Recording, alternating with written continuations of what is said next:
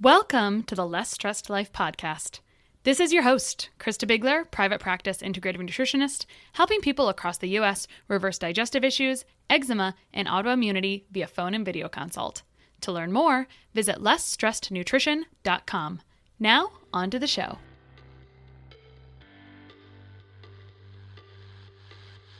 So a couple weeks ago, I got this email in my inbox and it said, why your kid's bad behavior is caused by your anxiety. And you know what? I have kind of a strong-willed child. And so this description or this subject line did catch my attention. You know, those emails that are just kind of written for you, especially when they're out of school for the summer. So this is what the email said. Your kids are acting like feral cats. They won't listen, they fight and raise your blood pressure. It's not their fault or their challenges. It's your body's chemical reaction to stress that's adding to their bad behavior. And it's also why you may have been experiencing real pain.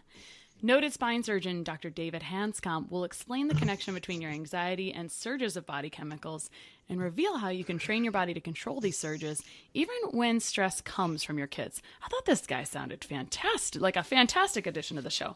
So Dr. Hanscom is the author of the book Back in Control, a surgeon's roadmap out of chronic pain. And he'll share research-based evidence and information about the direct connection between stress, the body's chemistry, and physical pain. And also how Western medicine's answer to stress has led to drug abuse, gratuitous surgeries, and just plain bad doctoring for adults and kids alike. Dr. Hanscom has been on the Dr. Oz show and Fox News, and he'll change the way you react to stressful situations, getting us all back on track. So I loved this email, and I can't wait to talk to Dr. Hanscom about the physiology of stress. I live for this. So welcome, Dr. Hanscom. Thank you very much. I'm happy to be on the show. Yeah, so we were chatting a bit off air and he was giving me a little preview, but I think the most interesting thing is I get this email and we're talking about anxiety and stress, and that's not what you expect to get from a spine surgeon, honestly. I mean, really, it does not feel like these things jive. So let's talk about the beginning, how you go from being a spine surgeon to almost not really a former personal, I know that's not right, almost like trying to change how people feel about things and how they're adapting to stress. I mean, we were talking about a lot of things off air, but let's first talk about your own story. You, in a day, things changed for you, right? Right. I was trained in a very traditional manner, went to medical school at Loma Linda, did 2 years of internal medicine residency, did an orthopedic spine surgery in Minneapolis, Minnesota, and I was considered one of the top fellowships in the world at the time. And I got there by being this person, bring it on. And what I didn't realize that I came from a very abusive background. I was very used to suppressing stress. I thought that's the way life just was. And I was really, really, really tough. And I was actually nicknamed the Brick, which in retrospect wasn't necessarily a compliment, even though I took it as a compliment at the time. And I ended up being a very complex spine surgeon. And I did it. I was an excellent surgeon. And then in 1990, I was driving across the Lake Washington Bridge in Seattle, where I practiced for 32 years, and I had a panic attack. And I honestly, before that point in time, did not know what anxiety was.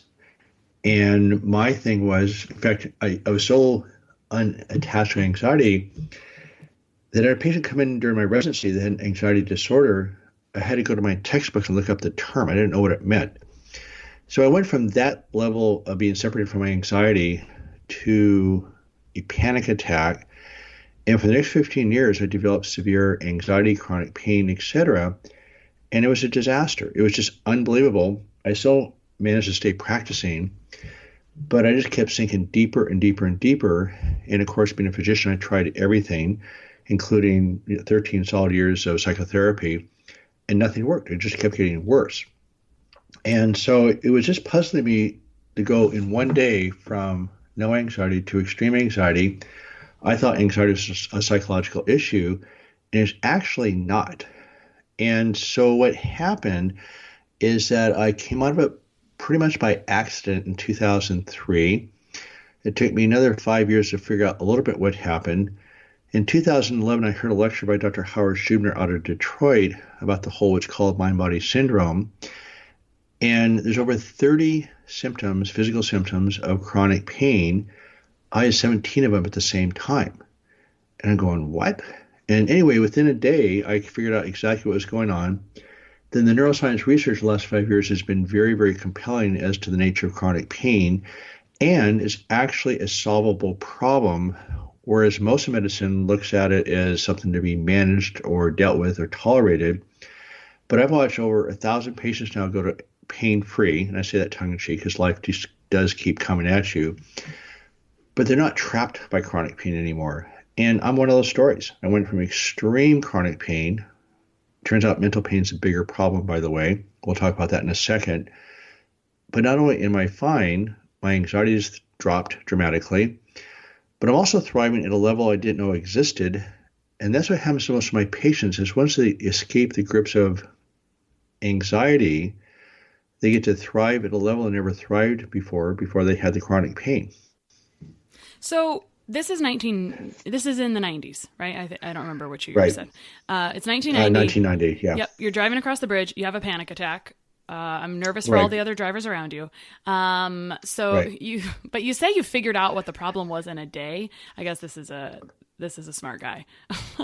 A lot of people take a while. Go ahead. Oh, no, it was the opposite. It happened in a day, but it took me maybe 20 years to figure it out because nobody could tell me what happened. I mean, so again, I thought it was psychological.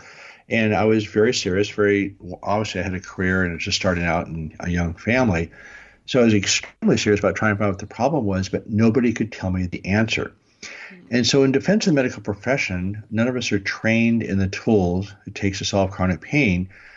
But if you look at the current neuroscience research the last 5 years, it's a very clear problem. It's a very clear solution, and it's consistently solvable by very minimal interventions. Okay, so it's 1990. You spent 20 years spending a lot of money because you were very serious, trying to figure out what's causing this anxiety, right?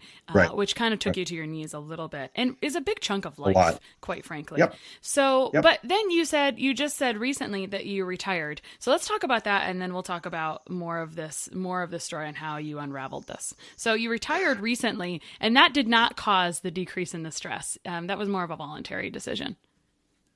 Correct. So what happened is that in 2003, I came out of chronic pain somewhat by accident. And it took me, and at that point, life started to expand dramatically. And I started to share what I thought were the right concepts with my patients. And some worked, some didn't work. But over the next 5 years, a process emerged that became very consistent, both in my own journey, but also my patient's journey of how to solve chronic pain. So then people would come in after years and years of chronic pain. And by using really simple interventions in a stepwise manner, people started to go to pain-free. And I was surprised. I wasn't really expecting this. And I was like most physicians. The data shows that only 20% of physicians are comfortable treating chronic pain. Less than 1% enjoy it. And as I learned these tools and learned to implement them, why it became incredibly enjoyable, became the most rewarding part of my practice by far. I actually give lectures around the country on how to training physicians and other healthcare professionals how to enjoy treatment of chronic pain. But as once you understand there's a neurochemical response to the environment that sustain elevated levels of stress chemicals, once you learn how to train your body to have less stress chemicals, it's game on. Your body physically changes. So that's what I did. And so what happened, I had more and more patients getting better without surgery. Then I was seeing 3 to 5 patients every week having surgery on normal spines or recommended. And the surgery became bigger and more aggressive with higher complication rates. And I just hit a threshold. I just couldn't watch people keep getting better, essentially minimal interventions, and having patients with horrible interventions and horrible outcomes. And the split became so severe, I just had to quit and do what I can do. So I didn't really retire. I actually made a decision really at the peak of my career to pursue this project full time. But yeah, I'm really determined to flip the face of medicine right now. Yeah, well, I mean, you have to, it doesn't work to not be fueled by passion. Otherwise you dread driving across that bridge every day to work. That you've done forever. Okay, so you quit spine surgery. In fact, one of your books, which we'll talk about later, I believe is called Do You Even Need Spine Surgery? It's not exactly the title, but do you really need spine surgery? Which is kind of fascinating. So I want to touch on a point before we get into the the chemistry of this. You said or off air, you said, when you have this going on, life becomes smaller. And you said you came out of, I think we're calling it anxiety for you, in 2003 accidentally, and life expanded quite a bit. Let's talk about that, because I think that's a feeling I see in people, right? We don't want to leave the house. Like, tell me about that. What you mean by that? Well, what happens is that every living creature has a survival response. And in the course of human evolution, the species of creatures or evolution period, the species that didn't pay attention to the environmental cues didn't survive. Humans developed consciousness and language about 70,000 years ago. And what happened is they became interactive and social. They went from the bottom of the food chain to the top. And again, based on working together, survival, et cetera. So really, every living creature has a survival response. That's a neurochemical response that allows them to be safe. So if you have a physical threat, your body secretes adrenaline, cortisol, histamines, and other stress chemicals to enhance your chances of survival. Humans have a problem that I call the curse of consciousness, is that the neuroscience research shows that thoughts, unpleasant thoughts, go to a similar part of the brain as a physical threat. So a mental threat and a physical threat are processed in a similar manner with the same chemical response. The problem that humans have compared to other animals is that we have consciousness, so we can put a name to it. Secondly, the survival response is so strong that we can't escape it. In other words, you can't escape your thoughts. And the research has shown that when you try to suppress thoughts, why they become stronger. There's a trampoline effect where they become much stronger. Of course, we can suffer with our thoughts. Then the other problem that's driving the opioid epidemic and other addictions is masking, which works while you're masking, but doesn't obviously give you a great life. So you can suffer, suppress, or mask your thoughts, but it doesn't work. So what happens, every human being, I call the curse of consciousness, is subject to sustained levels of unpleasant thoughts. The research term is called URTs, unpleasant repetitive thoughts. All of us have a certain level of stress chemicals that's a baseline stress chemicals because of our consciousness. And conscious brain keeps you alive. It processes 11 million bits of information per second. The conscious brain processes 40. If you're going to try to solve this neurochemical response by conscious means, like, for instance, talk therapy, it can't work. It's a complete, absolute mismatch. There's no chance. So it turns out that when you're full of stress chemicals, you feel anxious. Anxious is just a description of elevated levels of stress hormones. It's not a diagnosis. It's not a disease. Just like when you're lying on the beach, relaxing in the sun, your body's full of oxytocin, the love drug, dopamine, the reward chemical, serotonin is, of course, the antidepressant. There's a group of drugs called the GABA drugs, which is very similar to Valium, which is relaxation drugs. So when you're at play and relaxed, it's a wonderful chemical state. Your sense of well-being really is dependent on your state of chemistry. The problem is when you're full of you wouldn't call relaxed a diagnosis, right? And so you're not going to call anxiety a diagnosis. It's just a description of the level of your stress chemicals. If you just visualize a thermometer on the wall and say you're feeling anxious or upset, whatever it is, just visualize this thermometer saying, okay, I'm not anxious. I'm just simply, my stress chemicals are elevated. Anxiety is just a sensation generated by the levels of stress chemicals. Stress isn't the problem. It's that reaction to the stress. So it's a chemical reaction to the stress that creates anxiety. And I asked you this question earlier, and I'll ask it to you again. Now you know the answer, is that if anxiety is simply a description or a measure of your levels of stress hormones, how do you decrease anxiety? And I'm not going to answer this because I don't have the right answer. I was going to say, I like free tools and breathing exercises. And actually, I have to be honest here, Dr. Hanscom.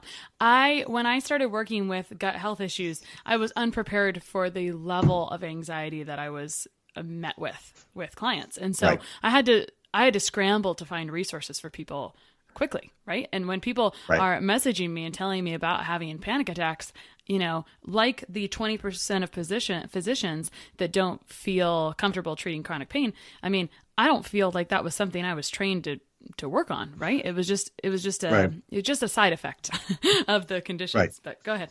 Right. So can I train you right now? Because Yeah. this is a self-directed process. It's Yeah. I'd honestly love. incredibly simple. And so, by the way, so only 20% are comfortable. 80% of physicians are not comfortable treating chronic pain. It's actually the opposite. Hmm. So only 20% of physicians are comfortable treating chronic pain, that included myself historically. Hmm. I would not have the insight that I have to this process unless I spent 15 years in the hole learning this. Hmm. I'm not happy about being in the hole for 15 years, but I'm incredibly grateful that I can pass these concepts on to other people. But the basic concept here is that anxiety simply is a measurement of your stress chemicals. Again, the unconscious brain is much stronger than the conscious brain. So there's two ways to decrease. So the way you decrease anxiety is you decrease the stress chemicals. So what you talked about, there's many methods to do that, and we'll talk about that in a second. But the key issue is that there's two ways of decreasing stress chemicals. One of them is direct means, which is breathing, mindfulness, meditation, relaxation, exercise, visualizations, different ways of doing that. Medications also are an effective way short-term of decreasing the stress chemicals. So again, when you say I have anxiety, you just have to say to yourself, I have elevated levels of stress hormones. That's what it means. Again, as human beings, with our consciousness, we tend to identify with that sensation as part of who we are. It is not. It's a universal survival reaction that's necessary. But also remember the sensation is intended to be so unpleasant that it compels you to take action because it's a survival reaction. It's incredible. I mean, of everything I went through with my chronic pain, the anxiety by far and away was the worst. It turns out anxiety actually is the pain. So what happens is that you can directly decrease the stress chemicals with the tools we just discussed. But the other way, which is equally or maybe more important, is decreasing the reactivity of your nervous system to stress. In other words, stress isn't the problem, it's a chemical reaction to the stress. So instead of being stress automatic survival response, you want to dampen the response and shorten it because anxiety is always going to be there, otherwise you wouldn't survive, right? Hmm. So you need anxiety to survive. And what happens is called neuroplasticity. Where in medical school we thought the brain was static, you just lost nerve cells as you get older. But what happens, your brain changes every second. You have new neurons, new dendrites, new connections, new myelin, new glial cells. All these things change every second.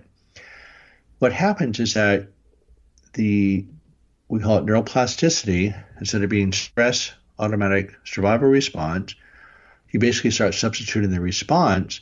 And with repetition, you start creating an alternate set of circuits that is less reactive. And the metaphor I like to use is, in the sequence, by the way, is awareness. In other words, you have to allow yourself to feel anxiety, which I wasn't doing before. Then you separate from it, create a little bit of a space, and then you redirect. If you're just fighting anxiety with sort of strategies to, avoid it, tackle it, mind over matter, etc., you can't win because of the mismatch of the conscious versus unconscious brain. But what happens is awareness, separation, reprogramming. And what happens is that if you do that over and over and over again, it actually physically changes your nervous system. We actually know in chronic pain, i.e. mental pain is a bigger problem than the physical pain, your brain actually physically shrinks. And when you treat pain successfully, your brain physically re-expands. You actually change the mass of your nervous system either way. So what happens? Can we recap really quick? So there's absolutely. The causes of anxiety are increased levels of stress hormones, right? We have many stress chemicals and hormones. There's two, which we can talk about a little bit more, and I would actually love to talk about the manifestations that people feel from this because it's actually quite interesting. You'll have really kind of random symptoms if some of these neurotransmitters are elevated. But there's two ways to decrease. There's the direct means like vacation, and what else did you have under that? That arm or branch, and then the decreasing the reactivity. So it's the direct means. What else was under the arm? Well, mindfulness, meditation, exercise, visualization, all those things allow you to relax. But when you relax, what you're actually doing is decreasing the stress chemicals. Like, for instance, I have a little tool that we actually do in surgery called active meditation. So just while you're sitting there, drop your shoulders just for a second. It's about a 3 to 5 second exercise. Drop your shoulders. Listen to a sound, feel the chair you're sitting on. And what you've done, you've switched from racing thoughts to a different physical sensation, right? So you change the input. So instead of trying to suppress the racing thoughts, you simply taste your food, feel the breeze, feel your hand on the door handle, take a deep breath. So just drop your shoulders down a little bit. You might notice my voice drop just a little bit. Did you notice that? And what happens is you've decreased your stress chemical. You've done two things. You've just simply switched sensory input from racing thoughts to a different physical sensation. And the reason why I call it active meditation is because it's real time. As a surgeon, I'm going 1,000 miles an hour. I actually don't have time to meditate. I think meditation is a very powerful tool. Mm-hmm. But the active meditation to me is real time. You just drop your shoulders, done. Yeah. And I do it all day long in clinic. It just really helps me interaction with the patients. I enjoy it. They enjoy it. I really love that, because I always used to talk about how meditation was a bit elusive. It's hard to sit down and do that. So I love that you say, right, you only need these 3 to 5 seconds. And you're completely right. As soon as you said that, and I was more aware of this humming, whatever's going on outside and whatever. I mean, it was a very calm feeling, and that's essentially meditation. That is essentially what you're looking for, but usually it's just prescribed longer than 3 to 5 seconds, right? Exactly. Okay. All right. So direct means. Well, go ahead. Sorry. Well, and I probably succeed only maybe 20 to 30 times a day. I mean, really my commitment is I get wired like everybody else. I mean, I've done this for 20 years personally, is that it's just a learned skill. And again, there's a saying that neurons that fire together are wired together from the neuroscientists. It's not psychological. You're just dropping down the body's chemistry. So going back to the fact that anxiety is not psychological, it's a neurochemical survival reflex. It's a result. And of course, psychology has a role because you have these racing thoughts. The problem is that if you keep concentrating on the thoughts and trying to fix them, your attention's on the thoughts. So what you're doing so if you think in terms of neuroplasticity instead of psychology, is that you want to change the direction of your brain. So if your attention's on yourself, you're actually reinforcing the problem that you're trying to solve. Yes. In other words, that's the hardest part. Oh, sorry to interrupt you. I was just going to say, you're using anxiety as an identity when really it's a survival reaction. We don't want to identify ourselves as a survival reaction. So I just wanted to draw that line there and say, if we're identifying as an anxious, as a survival reaction, we are living a smaller life than what we can live because we're not identifying as ourselves anymore. We lose ourselves. Right. So I wrote a website post. So by the way, my book is Back in Control, A Surgeon's Roadmap Out of Chronic Pain. So the book is a book. It's a framework that provides so chronic pain is complicated. And so there's lots of variables. And in medicine, we're throwing random simplistic solutions at a complex problem. Right. So each human being's individual, chronic pain is complex. So each person has an infinitely complex set of issues to be dealt with to solve chronic pain. So no other human being can solve that problem except you. So what the book does, it's a framework. It just breaks pain into its different parts. Each person has a different set of variables to solve. The only person who can solve those is that specific person, right? Mm-hmm. And so what we're doing, people come in with we'll give you headache medications. Well, the bottom line is, and the part I missed in the prior conversation, is that we're all subjected to thoughts. We don't know how to escape them. We have elevated levels of stress chemicals. The reason why there's so many random symptoms is your entire body is now bathed in stress hormones. Each organ can respond in a different way. There are over 30 symptoms of elevated stress chemicals. I had 17 of them at the same time. 17 of them at the same time. Tell us about some of the symptoms, if you will. Will you do that? Oh, yeah. No, I had migraine headaches since I was 5. That's actually a classic situation that resolved. So, by the way, my symptoms have all resolved. And it sounds crazy and almost like snake oil, but again, remember, each organ now is going to respond in its own way. So I'd lay in bed at night and have a racing heart and palpitation. Those are gone. I had tension headaches. I had back pain. I had stomach issues. So the symptoms include irritable bowel, spastic bladder. I had tinnitus ringing in my ear for 25 years, which is a horrible symptom. That's gone because one of the effects of stress chemicals is that it doubles the nerve conduction. Sensations that wouldn't ordinarily occur now start occurring because your threshold has changed. And I went to ENT doctors. I did have a hearing loss from my construction days. I had all sorts of explanations for this tinnitus. They gave me white noise machines, etc. It's gone. I never in my wildest dreams thought that symptom would disappear. My feet were burning, severely burning. In fact, at one point when I was going through extreme stress, my feet were like in a toaster oven, and I didn't know what to do. I developed a full-blown obsessive compulsive disorder, which is one of the ultimate anxiety disorders. And what happened is you start getting these intrusive thoughts, which of course I was a master suppressing thoughts. The problem is that's when you're suppressing something, that's where your attention is. So the prognosis for obsessive compulsive disorder is quite poor. I'm fine. Never would have expected that either. I mean, that's a brutal, my entire set of physical symptoms, the part that was the worst was the anxiety. And when it manifested itself as an obsessive compulsive disorder, by the way, I did not have an external obsessive compulsive disorder. In other words, I wasn't hand washing or backing up my car or climbing stairs, but it's called internal OCD, where you have an intrusive thought, and then you counteract it with a positive thought, and it's like this massive ping pong game that never stops. Anyway, that's gone. So, in a lot of people, eating disorders, obsessive thought patterns, those are a form of OCD. And of course, eating disorders are on the rise. And so all those they're all irrational survival reactions that you can't control. In fact, the more you try to control it. So again, going back to the problem of anxiety being sustained levels of stress chemicals is the direct methods we talked about. But the neuroplasticity is really critical because it's awareness, separation, reprogramming. So the first tool we start with that does awareness and separation in one move is called expressive writing, where you write down whatever thought it is, positive and negative, normal, bizarre, delusional, whatever it is, you just write down the thought and you tear it up. So what that does, it creates an awareness and separation in one move. That space is connected with vision and feel, which is part of the unconscious brain. It's also a bit like mechanical meditation, which in meditation, of course, you create awareness of a thought. You train yourself not to react to it. You can create the awareness and separation if you're a skilled meditator, but it's a hard place to start. There's over 1,000 research papers that document that expressive writing works somehow. And we don't know why it works exactly, but from my perspective, it's awareness separation in one move. Then the redirecting, for instance, is the active meditation. Right there you have a neuroplasticity situation. But the metaphor I want to hold out there is that you're changing the reactivity of your nervous system. It's similar to learning a new language. And this is the hardest part of the whole project and also the easiest part. Everybody wants to fix themselves, right? You have a problem, you want to fix it. So if you want to learn a new language, let's say you want to learn Spanish, you're going to go to class, you're going to do repetitions. Let's say in 5 years you're fluent in Spanish, something happened to your brain, right? Mm-hmm. Your brain can now speak Spanish.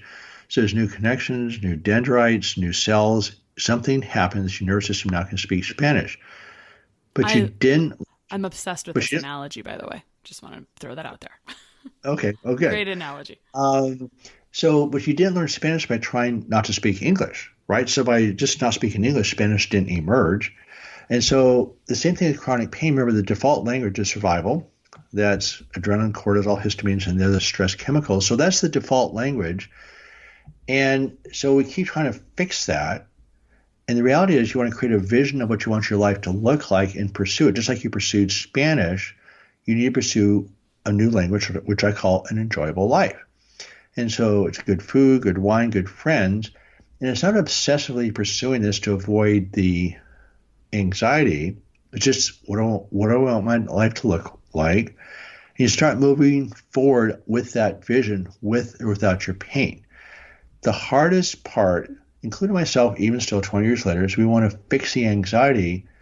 But what you're doing is you place your attention to what you want your life to look like. As you quit using the pathways, it's like any skill that you don't use, it starts to atrophy. As you develop this new language, it becomes stronger. But again, you didn't learn Spanish by trying to fix your English. You're not going to learn this new language of an enjoyable life by trying to fix your old life because your attention's in the wrong spot. Again, going to the idea of neuroplasticity, that your brain's going to develop wherever you place its attention, that's what's going to happen. And so you learn a new language. And again, what happens, people learn to live a life that is wonderful. The anxiety is not going to go away. You're always going to have anxiety. You're always going to have bad days and bad weeks. You'll get triggered, etc. And just going back to the family situation is that when your body is full of stress chemicals and you're anxious, there's a process called mirror neurons that when you walk in the door of the house and you're angry and upset, it directly stimulates the nervous systems of the people in your household. So when you talk about your kids acting up, you've had a bad day at work or you're in chronic pain and in a bad mood, it's not psychological. The research shows is that, and this was found out by accident, by the way, in the 40s, but For instance, when you smile at a baby, the baby smiles back, right? Well, the baby doesn't, it's not because the baby's happy. It's because the baby just mirrored what the baby saw. And so it's called mirror neurons. They've also done MRI scans of football fans watching a quarterback throw the football. And guess what? The throwing center of the fan's brains lights up. So it's a direct stimulation if you're in a great mood. When people laugh, why they start to laugh. That doesn't make any sense psychologically, right? But what happens when you laugh, it actually stimulates that part of the other person's brain. So, and I'd love to talk about this in a future podcast, but there's huge, huge manifestations of chronic pain in the family, both negatively and positively. And again, it's sort of a subset of what we're talking about today. But I tell my patients, look, if you're in a bad mood, don't walk into the house, ever. Just don't do it. Because you're going to set your whole family off, and then you're going to get into this battle. It makes your pain worse, and they've done research on this also. And so if you upset your family, and your family's now upsetting you, and now you're upsetting your family, so you get into this huge ping pong game within your household. This sort of a disaster. So we do ask every person in the family to engage. We tell people never to discuss their pain. We say if you're in a bad mood, don't walk in the front door. Visualize who is your family seeing when you walk through the door. And I ask my patients the question, do you like your family? And they say, of course. They go, why do you want to take out your bad mood on them? Because it happens a lot, as you know. So we found out that we can do all these things we talk about right now as far as chronic pain, but if we don't deal with the family triggers, which, by the way, are the deepest triggers, everything goes out the door. We also conversely found out if we understand the family dynamics, it's not dynamics, family neurological interactions, that's the most powerful, rapid way of coming out of chronic pain you can imagine. It's just unbelievable. So that's actually not in my book. That's on the website. So the book's the framework. I put the website together, backincontrol.com, because it's the action plan of the book. So you can read the book, fine, but you have to learn the tools that actually decrease your body's stress chemicals. So it becomes a learned skill, and some days are better than others, but you just learn to auto-regulate your body chemistry in a real regular way, and life starts to change dramatically. I love the language learning concept because it can take a while to learn a new language. And if you're not practicing your language, the skill will atrophy, as you discussed. How long did it take you to learn your new language? Well, it's been an evolutionary process. I mean, honestly, this metaphor of the family just came about 2 years ago in a 15-year journey. But we hold a workshop back in New York every year. My wife, daughter, myself. It's based on awareness, hope, forgiveness, and play. And we've not had a chance to talk about anger here. But the bottom line is it can happen within a week or two. I mean, what happens is that all of us have play pathways. That's how the human brain developed. So part of the process is creating new circuits around the old circuits. But the other factor that's way more powerful is simply shifting onto circuits that are pleasant. Because what happens, we all have play pathways as part of our development. They get buried under life in general. And by reconnecting with the best part of who you are, things can happen extremely quickly. So we have people within weeks actually go pain-free. Now, remember I say pain-free, I say that tongue-in-cheek because life keeps coming at you. There's no beginning or end point to this process. So if you get triggered, you're triggered. I still get triggered, which I'm not very happy about, but nonetheless, it's always going to be there. One of my tools is learning how to fail well. Is that life? So when you get triggered and you're upset, your body chemistry is elevated. Why you, first of all, allow yourself to feel the pain. And I wrote a website post called The Ring of Fire. So the essence of this is that you become stressed, triggered, you're upset. So that's fine. You don't want to suppress anxiety. You don't want to suppress anger. But you also don't want to act out while you're in that mood. I have a little saying called no action in a reaction. Because when you're reacting, you're just surviving. It's just really a blind reaction that's really difficult for the people around you. And so, for instance, if you take the word reactive and take the letter C out of the middle, it becomes creative, right? You can't be creative if you're reacting. So you just create that, remember, it's awareness, separation, and reprogramming. So you become aware, okay, I'm upset. And you make a decision to withdraw from taking it out on anybody, and then you reprogram. So the workshop is a 3-day workshop at the Omega Institute in New York. We hold it every year based on awareness, hope, forgiveness, and play. And we teach people how to let go and forgive, because remember, forgiveness is awareness, separation, but you have to allow yourself to feel the emotion. whether it's anxiety or anger. And that's one of the hardest parts of the process. And again, not so hard compared to suppressing it. But once you allow yourself to feel anxious and feel angry, then you separate, then you can redirect.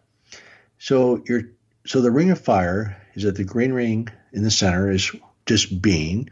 The red ring in the middle is anxiety, frustration, and the blue ring is what we do to enjoy ourselves. What I did with my life is I was obsessed with being in the blue ring. I was busy, I was accomplished, all these different things, and I did it. I was able to avoid my anxiety and frustration by being in the blue ring, but eventually get worn out. So I sunk into the red ring and got completely immersed in it. I ended up in the middle by default. But remember, anxiety and frustration are part of life. So what I've trained myself to do is I allow myself to feel anxious. I allow myself to feel angry. And you train your brain to be less chemically reactive to it. So within minutes or hours, I can come out of my reactions where it used to be days and weeks. And of course, before I went through my burnout, I was in the red ring. I was in the blue ring all the time, trying to stay out of the red ring. But if you're in the middle and just being, if you want to meet new friends, new adventures, etc., you still have to go through the red ring because anxiety happens with new experiences, right? So it's called the ring of fire. It's that the essence of mental health is actually training your brain to be comfortable with uncomfortable emotions. The uncomfortable emotions are never going to be okay. I mean, they're uncomfortable for a reason. So the key is you allow yourself to feel your pain. Then miraculously, then you can move forward. Yeah. I love the tools that you gave earlier that you can, when you have this thought, and no one is immune to this, you write down the thought and then you can rip it up. So you create a tangible thing with it. You mentioned earlier about having kind of these pillars, awareness, separation, and reprogramming to work on the neuroplasticity. I think this is why different types of therapy often work, because this is really kind of the concepts that they're walking through on a weekly or really routine basis, right? They're asking people to be aware of their pain, and then possibly, I mean, it depends on their own protocols. But as you said that, I thought of, okay, this is sometimes what people are doing in therapy sometimes, right? Occasionally. But you're taking a little bit different, a more direct approach. Like you're definitely taking the, you're disconnecting the human from the feeling in a way, I feel like, and trying to take a big macro. I love being able to step back and look at the big picture, and I feel like that's kind of that's the entire approach you've done here. The other thing is people don't really want to hear this exactly, right? So I want to mention this because one of the questions I was going to ask you is, are you saying this is all in someone's head? Because that's like a hot button question, right? Well, we talked about this before. I mean, the body's just a unit. I mean, medicine's done a horrible thing to the human race by separating the mind versus the body. The metaphor we used before is like trying to fly on Boeing 747 jet without a computer, right? It can't be done. Your computer is taking in all this data through sensors, through altimeters, gas gauges, flap angles, etc. So you can't fly a jet. A jet, I think, has something like 2 million parts to it. You can't fly that jet without a computer, right? Right. And so it's just a unit. And so you can't fly the computer without a jet. Same thing with the nervous system. So the human body has 50 trillion cells in it. There's 80 billion brain cells. And there's actually 1 million pain fibers per square inch in the skin. So the nervous system is completely intertwined with the body. And if something startles you, I mean, there's an automatic reflex of a consciousness, but also your whole body's reacting instantly. It's just a unit response. So the thing with pain, remember, pain is an output. In other words, you're taking all the sensory input. So if I look at the sun, it's too bright. My brain says it's unpleasant, so I look away, right? So your brain's intended to keep you in a range of behaviors that's safe. That's how we evolved. It's called the nociceptive system. So you're not putting your hand on a hot stove. You're not sitting on a sharp tack. You're not walking barefoot on hot pavement, because your brain says that's dangerous. People that have lost sensations, for instance, paraplegics, get skin sores because they don't have protective sensation in their skin. So the only reason something is painful or unpleasant is because your brain says it's painful or unpleasant. So every input counts, thoughts included. Your brain interprets that and says that it's painful or not. So when you say it's in your head or not in your head, it makes no sense because it's just part of the nervous system's response to survive.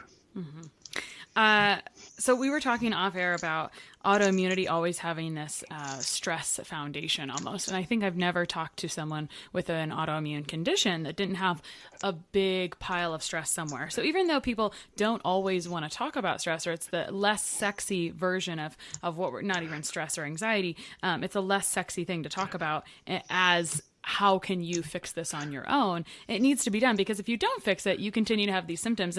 And I won't go into this, but as you were talking about your own symptoms, I was thinking about the nutritional manifestations that happen from stress that cause deficiencies, that cause symptoms. And one thing I just wanted to say is that if you don't control the root cause, which is maybe stress, probably stress, whatever, then you will have a relapse of that symptom regardless of how you correct it with nutrients. This is why I love podcasts as well, because as you were saying, medicine, you left medicine because it was becoming too much of a soundbite, right? Like we want this like quick. And the beautiful thing about this podcast is you can maybe say something that wasn't very popular and then quickly redeem yourself with all the science and the story that backs it up. So we can't live in sound bites. We kind of need this bigger picture of understanding everything. I would love to have a follow-up where we get to talk about manifestations of pain in the family and talk about some of the other things that happen with these particular other symptoms and other conditions that can come from the upregulation of all these stress hormones. So I think we'll plan to do that for sure. But Dr. Hanscom, if you could leave people with one thought today of, like, if people are listening to this and saying, oh my gosh, she is talking directly to me, what do you want to leave them with? Well, the essence of healing is simply connecting to your own capacity to heal. And so what that allows you to do is to auto-regulate your own body's chemistry from a stress profile, which is inevitable, to more of a favorable profile of relaxation stress chemicals. So most of the time we're in this neutral zone. And so when you're stressed, as you become aware of the stress, then you use these tools that are not very difficult to decrease your stress chemicals. The essence of the solution, by the way, is feeling safe. Because when you feel safe, then you can relax, correct? Mm-hmm. And so none of us feel safe from our thoughts unless we learn the skill. And of course, life is competitive. There's lots of things that threaten us. So a lot of things that threaten us are real. But what happens is you stay in this stressed, agitated state while you have less capacity to actually solve the problems. So again, the idea is to actually become aware and connect to who you are and to train your nervous system to feel safe. And for situations that aren't safe, change them. But that is the essence of the solution, is actually connecting to your own healing capacity and feeling safe. Yeah, love it. Dr. Hanscom, where can people find you online? My website is backincontrol.com. And if people want to get a hold of me, they can get a hold of me through the website. I have a somatic therapist who is wonderful, who does some limited coaching. I do a little bit of limited coaching myself, but I don't have much time anymore. But it's a very self-directed process. The books are available on Amazon called Back in Control, A Surgeon's Roadmap Out of Chronic Pain. I am releasing a new book this fall called Do You Really Need Spine Surgery? Take Control with Advice from a Surgeon. And it takes the combination of the Back in Control book, but allows you to make a methodical surgical decision, taking all the factors into account. But I'm widely available. I'm working extremely hard to get this out at a national level. And I really appreciate, again, being on your show to actually help your listeners hear some of these concepts. I love it too. Because the world wants sound bites, sometimes we try to think of how do we summarize things in sound bites. And one of the ones I use frequently is when you're a patient, right? So we all use the medical system in some capacity. When you're a patient, you have to be your own advocate, and you really have to almost direct your own care sometimes in order to get the outcomes you want. Otherwise, you can sometimes just kind of get pushed through the system and not really get the results you want. And in a way, you're a huge advocate, really directing your own care and taking control. So you're the epitome, you're the living out version of that statement. So thank you so much for coming on. I look forward to our next conversation. Yeah, thank you. Appreciate this very much. One of the best gifts you could give us at the Less Stress Life is your feedback. We are paid in podcast reviews. If you enjoyed this or any other episode, please leave us a review. In the iTunes store or from your podcast app, just search for Less Stress Life as if you're not already subscribed. Click on the banana face image, scroll to the bottom where it shows the text of other reviews, and write a review. While you're there, hey, make sure you hit subscribe. For Android or Stitcher users, you gotta go to to the desktop site and search for Less Stress Life, and then scroll down to leave a review. Stitcher doesn't load Apple reviews on their site, so if you want, you can leave a review in both places. Your feedback means a lot to the success of the show. Thanks so much for taking the time to do that. You rock.